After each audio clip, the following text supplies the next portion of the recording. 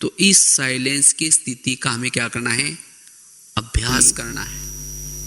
बाबा ने कहा कि अब सेवा का साइलेंस की स्थिति से हम चेंज करना है समय अनुसार, मन से अपने चाल या चलन तन से सदा और हल्के चेहरे के रहेंगे, द्वारा सेवा, अर्थात थकान और से इसके लिए बाबा ने मुक्त रहेंगे। विशेष इसीलिए बाबा कहते बच्चे इस दो साइलेंस खजाने की बताए स्थिति थे। का वैसे तो और भी कई खजाने अभ्यास हैं, करो।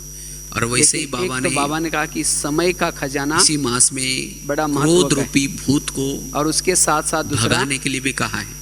संकल्पों का अगर खजाना। हमारे अंदर कोई क्रोध है, जिसके पास उस क्रोध रूपी संकल्पों भूत को का भगाना खजाना है, होगा, तो ये साइलेंस ये का सेवा बल कर सकता है। बहुत काम तो आएगा। आज हम इसके ऊपर ही चर्चा करेंगे कि जितना हम संकल्पों साइलेंस का में खजाना, रहेंगे ये भूत भागेगा। ये वेस्ट क्यों जाता है, और ये हर एक के अंदर है। तो संकल्प को ये के भूत अभी खजानों को गया हम नहीं कैसे है। बचाए? मेरे अंदर जब ये संकल्प क्रोध का का भूत खजाना है चला गया, या नहीं है, तो समय उसकी का क्या खजाना भी निशानी? गया, शक्तियों का अगर खजाना भी क्रोध गया, है, बाकी क्योंकि सभी खजाने क्रोध चले का अगर अंश इसलिए होगा, बाबा ने ये संकल्पों क्यों का कहा है? खजाना, अगर क्रोध का अंश होगा तो यही जितना हमारे अंश संकल्प पॉजिटिव वंश बन जाएगा और बाकी सभी विकारों को सकारात्मक वापिस लेके आएगा। सोमान युक्त तो मेरे अंदर और ये कम भूत है चलते या हैं, नहीं है, उतनी हमारी उसकी अवस्था निशानी अच्छी है। रहती है, अगर हम और जिसे हम सेवा कर सकते हैं।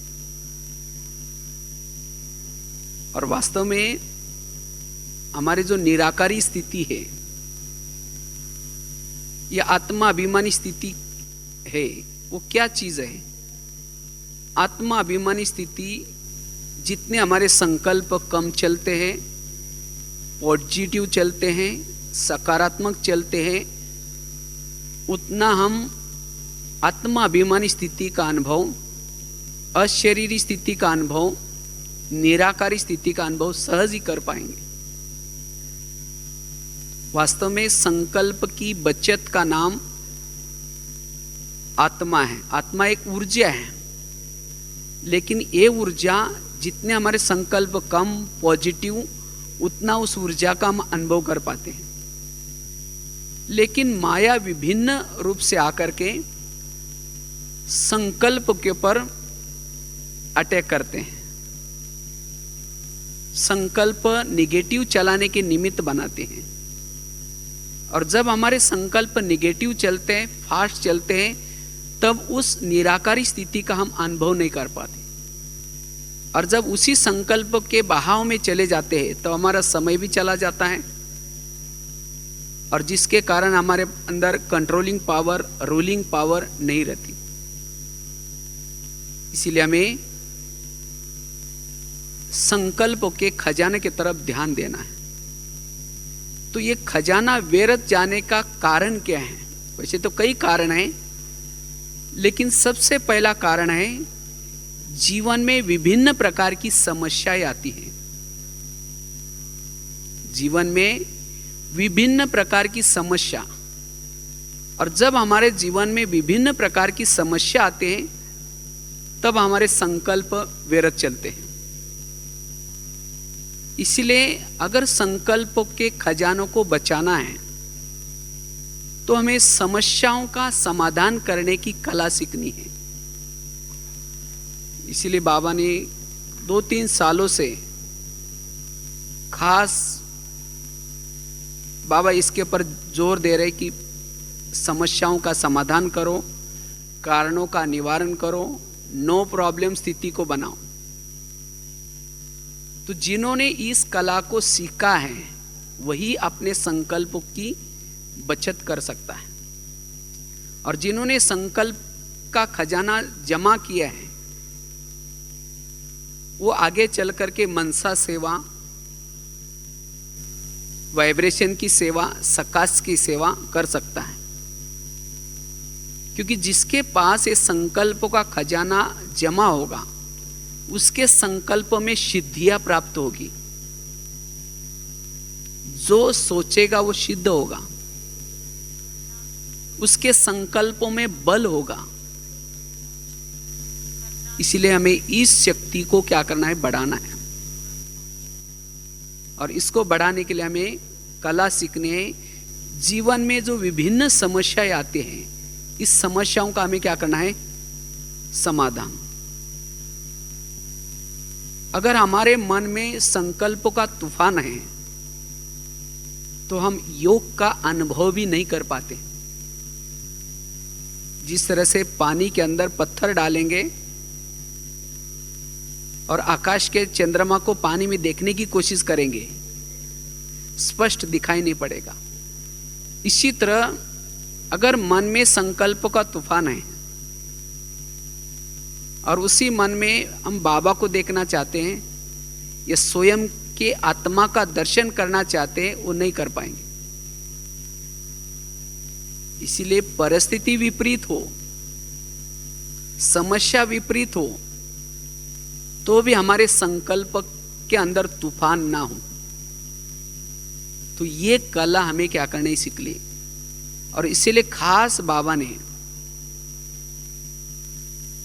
ये ड्रामा का ज्ञान, कर्मों का ज्ञान, हर आत्मा अपना अपना पार्ट बजाते, ये ज्ञान बाबा ने क्यों दिए हैं? क्योंकि इस ज्ञान के आधार से जीवन में आने वाली विपरीत परिस्थितियों में भी हम अपने मन को शांत रख सकते हैं। और जिसके मन में संकल्पों का तूफान चलता है, वो आत्मचिंतन, परमात्मा चिंतन, मनन चिंतन नहीं कर पाएगा। वो प्रभु का गुणगान गा नहीं पाएगा। इसलिए हमें समस्याओं का समाधान करना है, जिससे हम अपने संकल्प की शक्ति को बचा पाएंगे। और जब हमारे संकल्प फास्ट चलते हैं, निगेटिव चलते हैं, जिसे आज दुनिया में जिसको तनाव या टेंशन कहते हैं। तनाव या टेंशन क्या चीज है?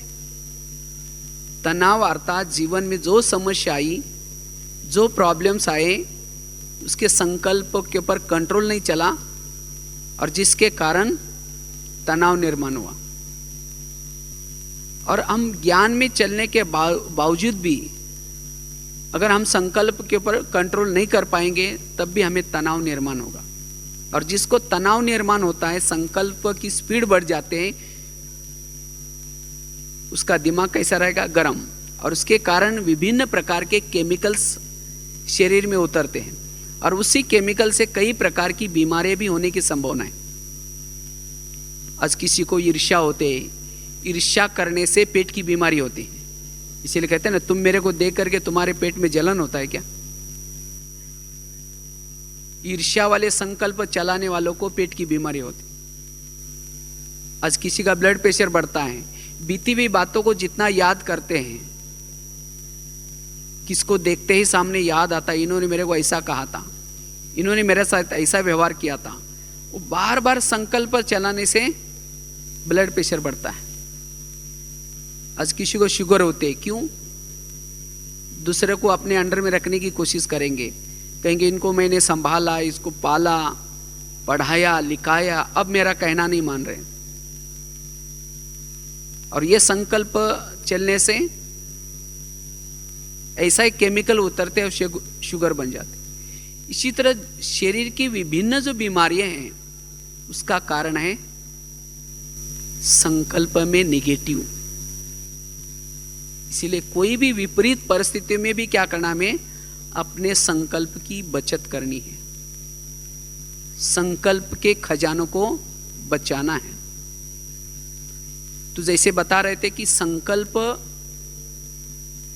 हमारे बचे, इसके लिए कला पहली है जीवन की समस्याओं का क्या करें?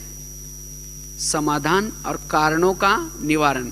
पिछले साल के सीजन की लास्ट की मुरली बाबा की थी, सबको पता होगा। बाबा ने खास एक शब्द के ऊपर जोर दिया था। बाबा ने कहा कि बच्चों का एक शब्द बाप को अच्छा नहीं लगता, और वो कौन सा शब्द? कारण। और बाबा ने कहा कि कारण का क्या करो? निवारण करो। क्योंकि जिसके जीवन में कोई कारण है, वो संकल्प व्यर्थ गवाएगा। इसके कारण ऐसा हुआ, इनके कारण मेरा ऐसा हो रहा है, और जिसके कारण संकल्प चलेंगे। वास्तव में तीव्र पुरुषार्थ क्या है? तीव्र पुरुषार्थ अर्थात संकल्प को बचाना, अपने समय को बचाना। बाबा ने पिछले 2 साल से खास जो नए नए बच्चे आते हैं, बाबा उनको आगे बढ़ाने के लिए बहुत अच्छा युक्ति बता रहे हैं, तीव्र पुरुषार्थ करो। तो तीव्र पुरुषार्थ की बाबा परिभाषा क्या कहते हैं? तीव्र पुरुषार्थ अर्थात एक संकल्प भी व्यर्थ न जाए, समय व्यर्थ न जाए, इसको कहते हैं तीव्र पुरुषार्थ। तो अगर हमें तीव्र पुरुषार्थी बनना है, हम अपने संकल्प को क्या करना है? बचाना है।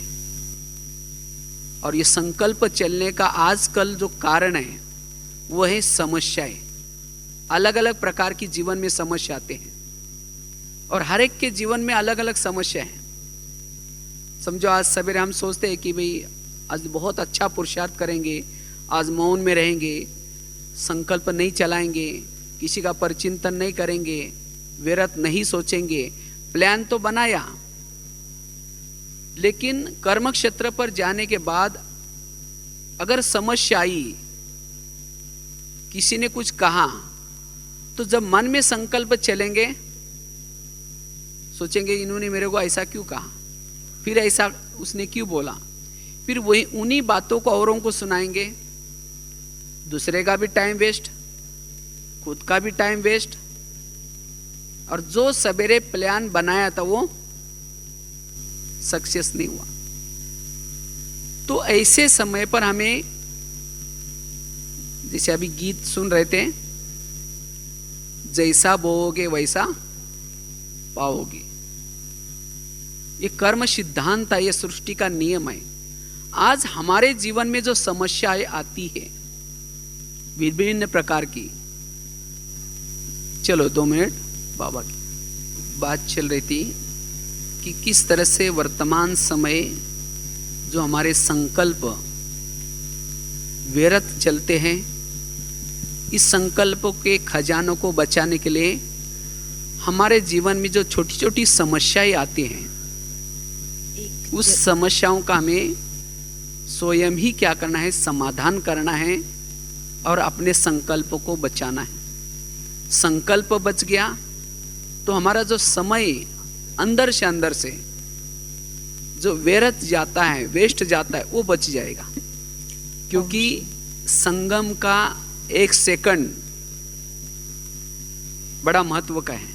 एक जरूरी सूचना, कल 11:30 बजे क्वेश्चन आंसर टॉक शो होना है। उसमें आप सभी भाई बहनें अपने ज्ञान से संबंधित प्रश्न मुरलियों के द्वारा, क्लासेस के द्वारा सुनते हैं, कुछ आपका भी चिंतन चलता है, कुछ और क्लैरिफिकेशन चाहिए, तो उसके बारे में भी, तो ज्ञान से संबंधित प्रश्न अपनी पर्ची पर लिखकर कल 10 बजे स्टेज के पीछे जरूर दें। तो साथ साथ सुनते जाएंगे, और साथ में जो भी पुराने नए कुछ याद आ रहे हैं, अपने संबंधित या अपने संबंधियों से संबंधित कोई भी ज्ञान से संबंधित प्रश्न हो, पर्ची पे लिख के स्टेज के पीछे 10 बजे जरूर देंगे। बात चल रही थी कि किस तरह से ये हमारे संकल्प जब व्यर्थ चलते हैं तो हमारा समय, भले हम कर्म कर रहे हैं, लेकिन संकल्प अगर हमारे चल रहे अंदर से, तो उस कर्म का भी फल जो योग्य मिलना चाहिए वो नहीं मिलता। ये समझो हम योग में बैठे, योग में, लेकिन अगर व्यर्थ संकल्प चल रहे हैं तो ये भी हमारा समय क्या हो गया? व्यर्थ गया। तो इस तरह से हमारा संकल्प व्यर्थ जाने से सारा समय व्यर्थ जाता है। अगर संकल्प व्यर्थ गए तो हमारा बोल भी व्यर्थ निकलते हैं। इसलिए हमें संकल्प के खजानों को बचाने के लिए जीवन में आने वाली जो भी समस्या है, उस समस्याओं का क्या करना है? समाधान। तो जैसे बता रहे थे, समस्या आजकल छोटी छोटी समस्या, हर एक के जीवन में छोटी छोटी समस्याएं आती हैं। कोई किसी को पति बन करके तंग करता है, किसी को पड़ोसी बन करके तंग करता है, और इस समस्या के कारण हमारे खुद के भी संकल्प चलते हैं और साथ में औरों को भी हम सुनाते हैं, जिसको आजकल हम कहते हैं प्रॉब्लम्स। तो ये जो छोटी छोटी समस्या कहाँ से आते हैं? समस्या वास्तव में हमारे ही कोई ना कोई जन्मों के किए हुए कर्मों का फल होते हैं। लेकिन ये नॉलेज न होने के कारण हम कहते हैं ये ऐसा क्यों हो रहा है, ये ऐसा क्यों करता है, इसने ऐसा क्यों किया। वंडरफुल क्वेश्चंस निकालते हैं, ये अंदर से संकल्प चलाते। तो ऐसे समय पे भी हमारा मन, परिस्थितियों में भी मन कैसा रहे? शांत रहे। कल मैंने कई बात पढ़ रहे थे, मुझे एक बहुत अच्छी बात लगी। समस्या या परिस्थिति आती है, लेकिन हमें अनुभूति वाला, अनुभव वाला माखन खिला करके जाती है। वास्तव में हमारे जीवन में जो समस्या आती है वो हमें कुछ न कुछ दे के जाती है। इसलिए समस्या से घबराना नहीं है। समस्या का स्वयं ही क्या करना है? समाधान करना है। आज तक हमारे जीवन में जितनी भी समस्याएं आई, उन्हीं समस्या ने हमारा भला किया या बुरा किया है? अनुभव क्या कहता है? अनुभव तो यही कहता है कि आज तक जो भी समस्या आई, उन्हीं समस्या से हमारा कल्याण ही हुआ है। तो अभी भी जो समस्या आएंगी उसे भी हमारा क्या होने वाला है? कल्याण ही होने वाला है। इसीलिए संकल्प विकल्प चला करके समय व्यर्थ गवाने के बजाय हमें क्या करना है? अपने मन को शांति में रखना है, और तब आंतरिक शक्तियां जागृत होगी। तब जाकर के हम सोमानों का अभ्यास कर सकेंगे। इसलिए हमें क्या करना है? समस्या का समाधान, और उसके लिए कर्मों की गुह्य गति को समझना ये वर्तमान समय की बहुत आवश्यकता है। अगर संकल्प को बचाना है तो कर्मों के गुह्य गति का ज्ञाता बनना जरूरी है। जो भी संसार में जो भी बातें चलते हैं या समस्या आते हैं, ये हर एक के कहीं ना कहीं किए हुए कर्मों के आधार से चलती है।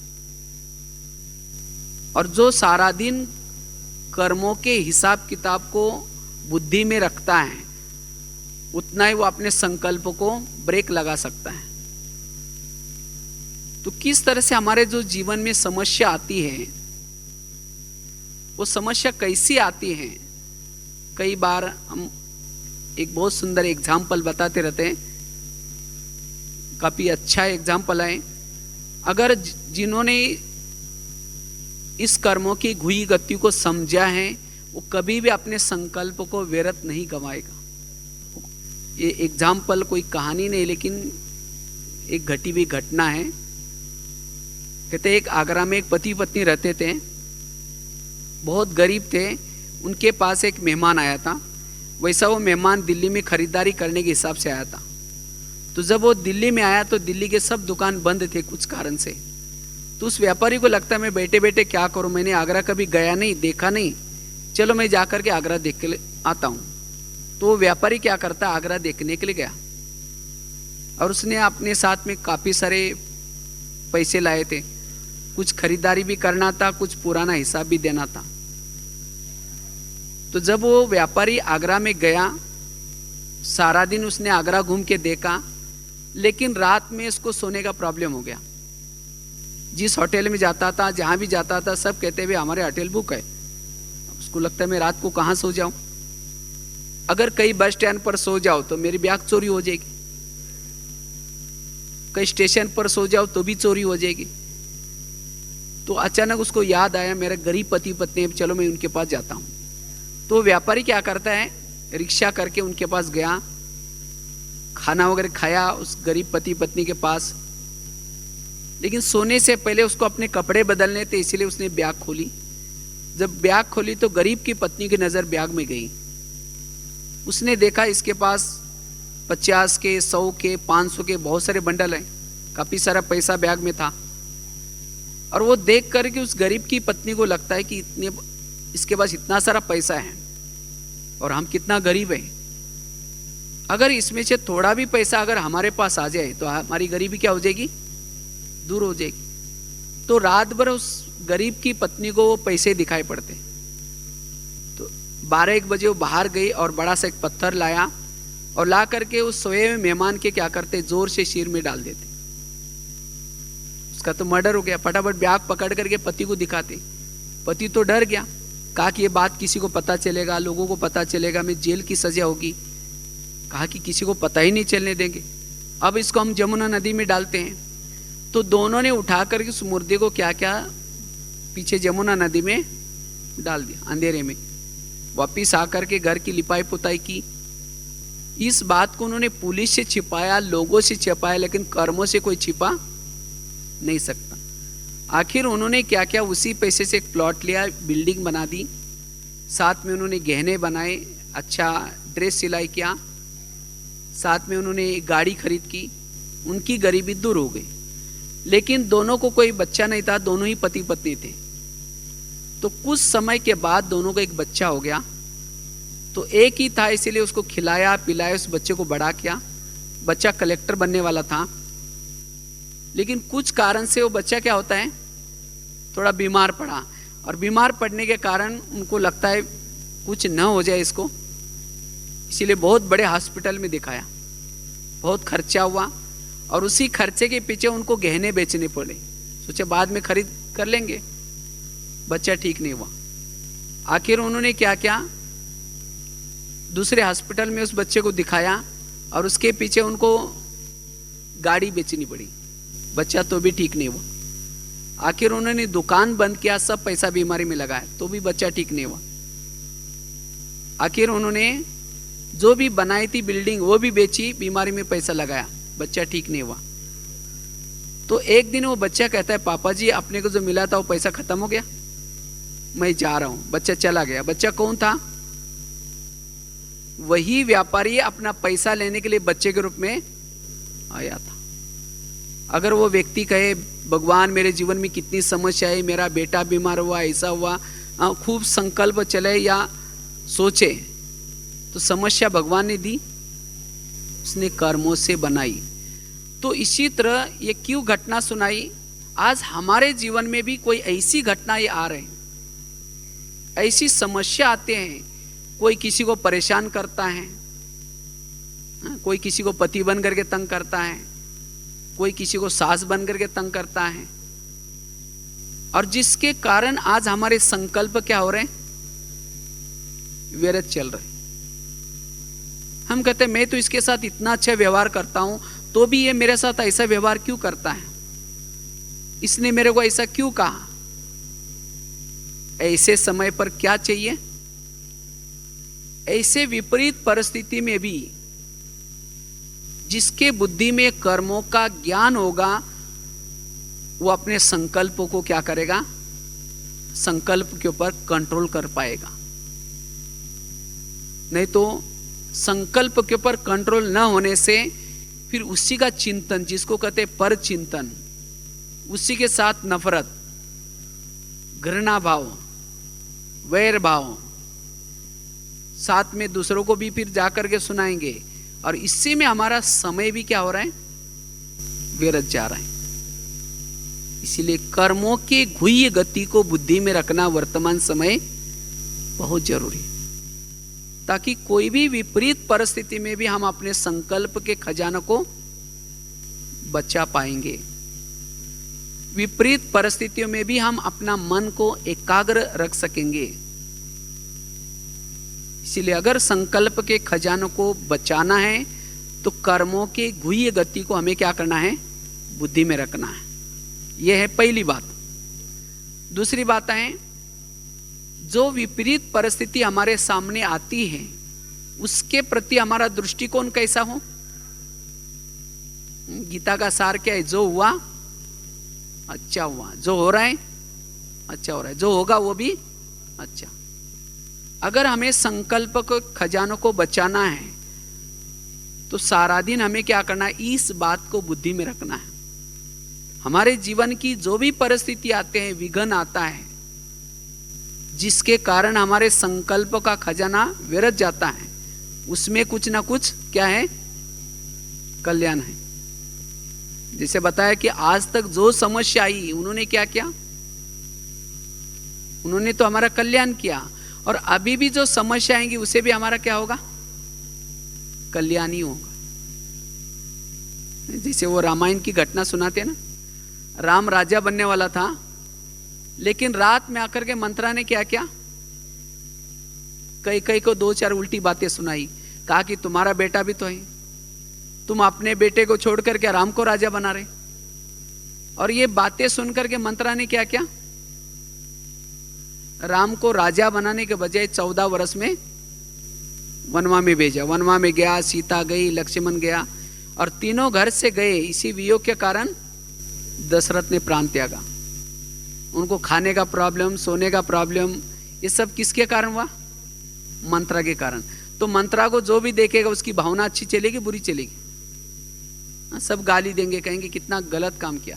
लेकिन मंत्रा ने जो किया अच्छा किया।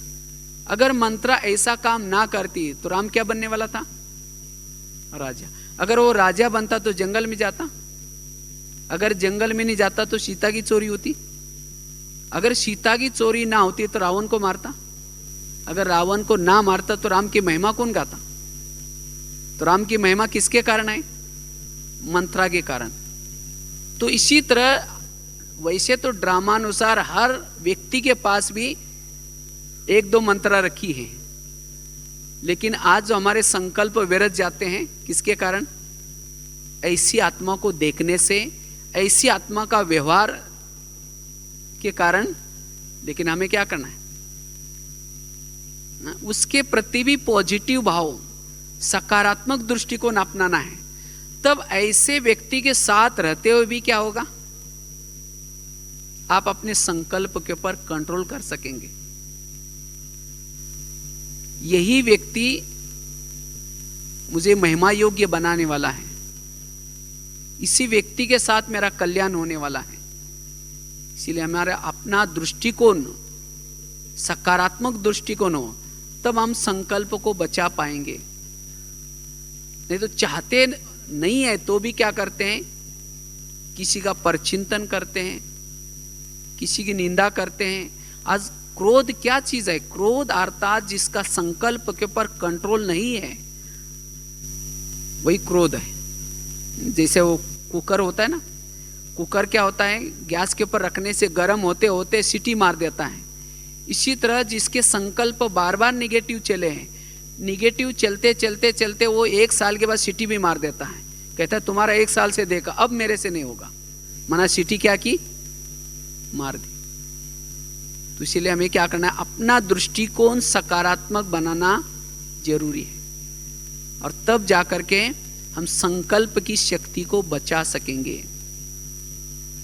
क्योंकि अब समय इन छोटी छोटी बातों का चिंतन करके समय व्यर्थ गंवाने का नहीं है, नहीं तो हम तीव्र पुरुषार्थी नहीं बन पाएंगे। क्योंकि बाबा कहते ना, अब चलने का भी समय नहीं है, अब उड़ने का समय है। लेकिन कौन उड़ सकता है, जो सारा दिन अपने संकल्प को क्या करता है, बचाता है। सवेरे से लेकर के हम जब भी फील्ड में कर्म क्षेत्र में निकलते हैं, उसी समय सोच के निकले कि आज न जाने जिसके जिसके हिसाब किताब होंगे वो आएंगे, मुझे उसको क्या करना है, चुक्त करना है। अब चलते चलते किसी ने गाली दी, क्या सोचो, अच्छा इसका भी बहुत दिन का बाकी था, आज चुक्त हो गया, धन्यवाद। ऐसे नहीं कि गाली क्यों दी, उसने ऐसा क्यों बोला, क्योंकि हमें यहां चुक्त करना है। तो सारा दिन हमें क्या करना, अपने संकल्प की तरफ ध्यान देना है। और किसी ने कुछ कहा भी तो कहा किसको कहा, आत्मा को कहा या मन को कहा, आत्मा को कहा, लेकिन मन क्या करता है, सोचता है। इसीलिए बाबा ने पिछली बार भी कहा ना, स्वराज्य अधिकारी बनो, हर कर्मेंद्र का राजा, मन का भी राजा। जो मन का राज्य है, बुद्धि का राज्य है, सभी कर्मेंद्र का राजा है, वही क्या बनेगा भविष्य में? विश्व का राजा बन सकता है। जिन्होंने अपने मन को ही कंट्रोल नहीं किया, बुद्धि को ही कंट्रोल नहीं किया, इंद्रियों को ही कंट्रोल नहीं किया, वो राजा कैसे बनेगा? इसीलिए हमें संकल्प के खजानों को क्या करना है? बचाना है। संकल्प से बोल चलते हैं, संकल्प से हम वाइब्रेशंस भी बना सकते हैं। इसीलिए जितने हमारे संकल्प कम होंगे उतनी हम अपनी आत्मा की चमक को बढ़ा सकते हैं, आत्मा अभिमानी स्थिति को नेचुरल बना सकते हैं। और जो आत्मा अभिमानी स्थिति में रहता है, संकल्प के खजानों को बचाता है, वो आत्मा अभिमानी स्थिति में रहता है। आत्मा अभिमानी स्थिति में रहने से वो अशरीरी स्थिति का अनुभव करेगा, बिंदु स्वरूप स्थिति का अनुभव करेगा, और वही वाइब्रेशन को, वायुमंडल को अच्छा शुद्ध फैला सकेगा। इसलिए ऐसी सेवा करने के लिए जो ये छोटी छोटी बातें आती हैं, उन बातों के ऊपर क्या करना, हमें ध्यान देना है और उन बातों को सकारात्मक रूप में लेना है। और समस्या अंत तक आएगी, कभी माया के तरफ से भी आएंगी, जिसको बाबा कहते हैं पुराने संस्कार, और जिसको पुराने संस्कार के तरफ भी समस्या आती है, तब भी संकल्प क्या होते हैं? विरत जाते हैं। संबंधों के तरफ से आएंगी, प्रकृति के तरफ से आएंगी, लेकिन हमें अपने संकल्प को क्या करना है? बचाना है। कई सोचते क्या है, परिस्थिति अनुकूल होगी तब हम क्या करेंगे, समस्या खत्म होगी तब हम ज्ञान योग करेंगे, समस्या अंत तक आएगी। कहते एक व्यक्ति सागर के पास गया नहाने के लिए, लेकिन लहरें देख करके वो नहा ही नहीं रहा था। तो किसी ने कहा कि आप क्यों स्नान नहीं कर रहे? कहा कि ये लहरें थमेगी तब नहाऊंगा। उसने कहा तो सागर में तो लहरें आएगी। इसी तरह जीवन में समस्या तो आती ही रहेंगी, लेकिन हमें क्या करना है? जीवन में समस्या होते हुए भी हमें क्या करना है? उसका समाधान करना है। क्योंकि समस्या के चिंतन में हमारा समय बहुत व्यर्थ जाता है। लास्ट और एक कहानी सुना करके पूरा करेंगे। क्यों बाबा ये कहते कि बच्चे समय व्यर्थ नहीं गंवाओ, संकल्प को व्यर्थ नहीं गंवाओ? क्योंकि हमारे पास समय बहुत कम है, और ये समय को सफल करने का साधन है सकारात्मक चिंतन, सोमानों का चिंतन, ज्ञान का चिंतन। अगर संकल्प यही हमारे अगर व्यर्थ होंगे तो ना हम ज्ञान का चिंतन, ना आत्मचिंतन, ना परमात्मा चिंतन कर सकते हैं। इसीलिए अब समय हमारे पास बहुत कम है। आज दुनिया में भी देखो विनाश के बारे में कितनी सारी चर्चा करते हैं। अब 2012 होगा या कब होगा, इसके लिए तो जरूर नहीं कि उसी डेट में होगा। तो बाबा ने तो कहा कि अचानक होगा और किसी समय भी होगा। इसीलिए हमें एवरेडी बनना है, और एवरेडी बनने के लिए संकल्प को हमें क्या करना है? बचाना है। जितना हम संकल्प को बचाएंगे उतना एवरेडी बनते रहेंगे। एवरेडी किसको कहते हैं? एवरेडी अर्थात जो सदा निराकारी अवस्था में रहता है, और जो निराकारी अवस्था में रहेगा तो ऑटोमेटिकली उसके जीवन में उपरामता की अवस्था आएगी, उसके जीवन में दैवी गुण आएंगे, उसकी चाल चलन सत्युग के लायक बन जाएंगी। और ऐसी अवस्था बनाने के लिए हमें संकल्प को बचाने की आवश्यकता है। और इसके लिए समय का महत्व, वर्तमान समय कौन सा चल रहा है, तो ये छोटी छोटी समस्या का चिंतन, दूसरे का चिंतन, पर चिंतन, ये करके हम अपने संकल्प के खजानों को व्यर्थ नहीं गंवाना है। वो कहानी सुनाने जा रहे थे आपको। कहते एक यात्री यात्रा करने के लिए जा रहा था, तो यात्रा करते करते उसकी यात्रा जंगल से शुरू हो जाते हैं। जब जंगल से शुरू हो जाते हैं तो उस यात्री को लगता है कहीं शेर चीता ना आ जाए, तो भी हिम्मत करके वो जाता है। तो चलते चलते अचानक उसने पीछे मुड़ करके देखा, उसके पीछे एक शेर लगा था। और उस शेर से बचने के लिए वो यात्री क्या करता है, दौड़ता है। तो दौड़ते दौड़ते वो पीछे मुड़ता है, फिर दौड़ता है। अचानक जंगल में कुछ कुएं थे, पुराना कुआं था। तो यात्री क्या करता है, वो कुएं के अंदर गिर जाता है। उसको दिखाई नहीं पड़ा, बेल पत्ती झाड़ियाँ बड़ी थी।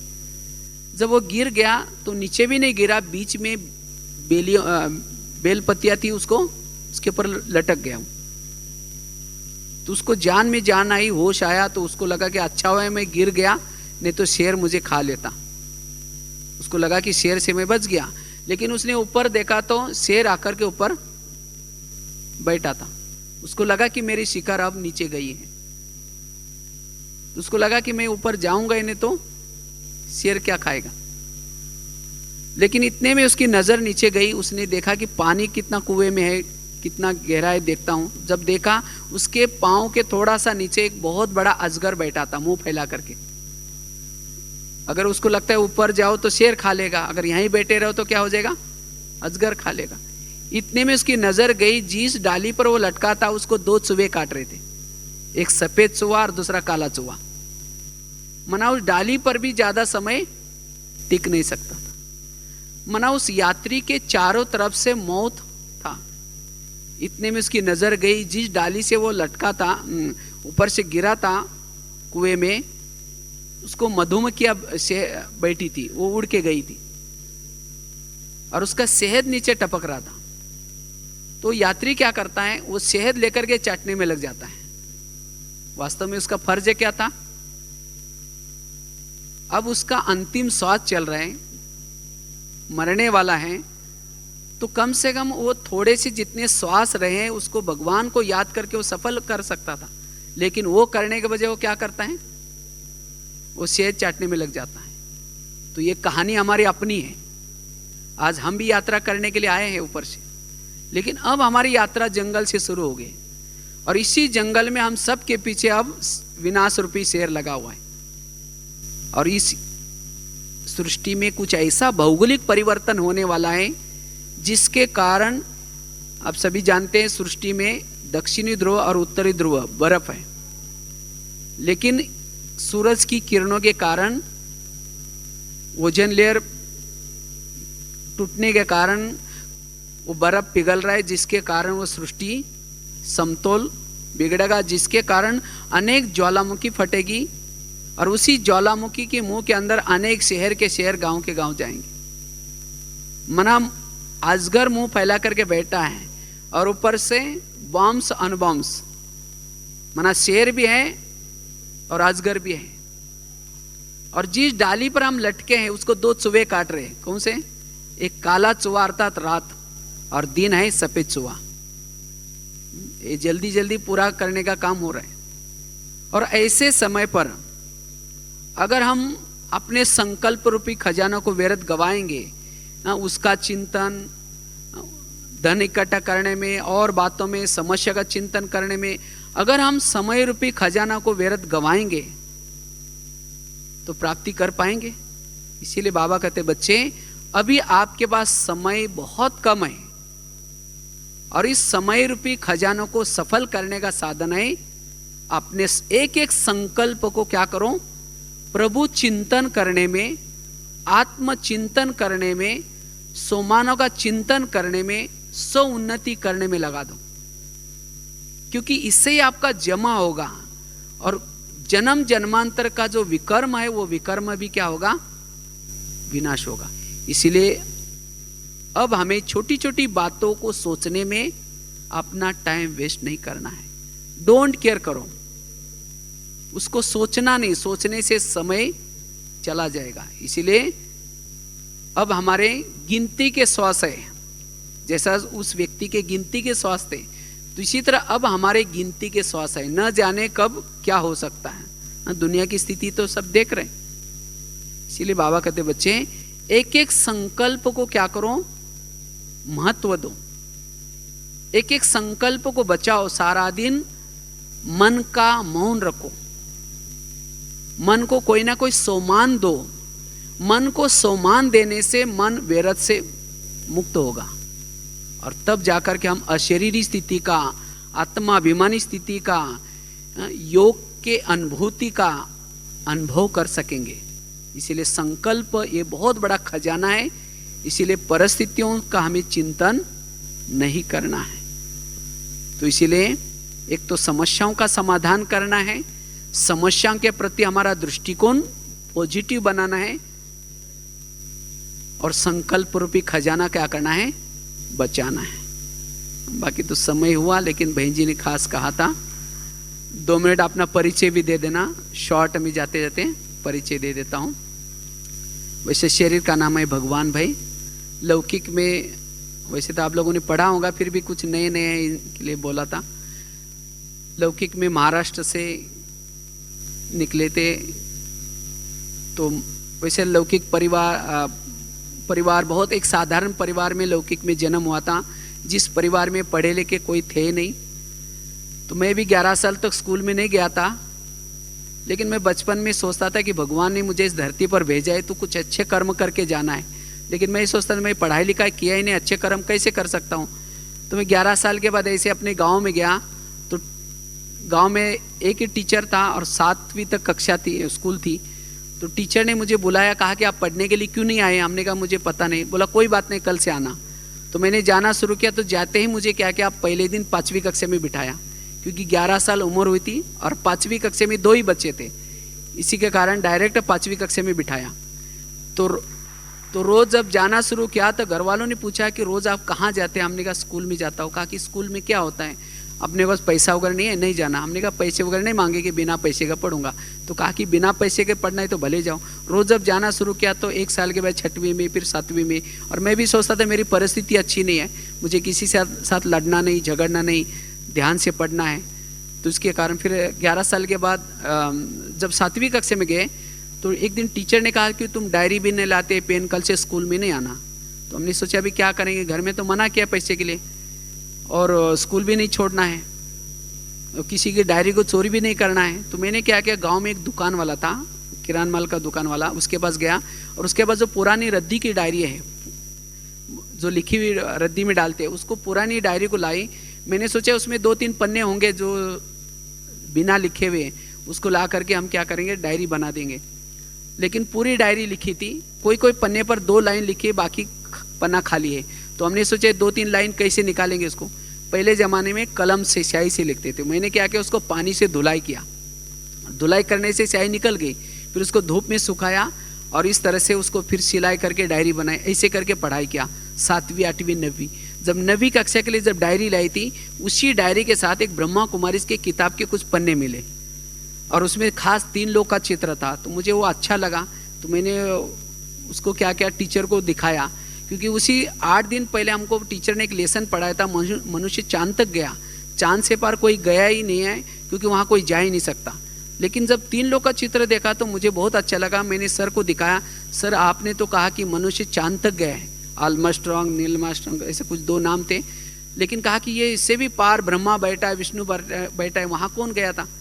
तो टीचर ने जब देखा, कहा कि मुझे कुछ समझा नहीं, छोड़ो, बोला।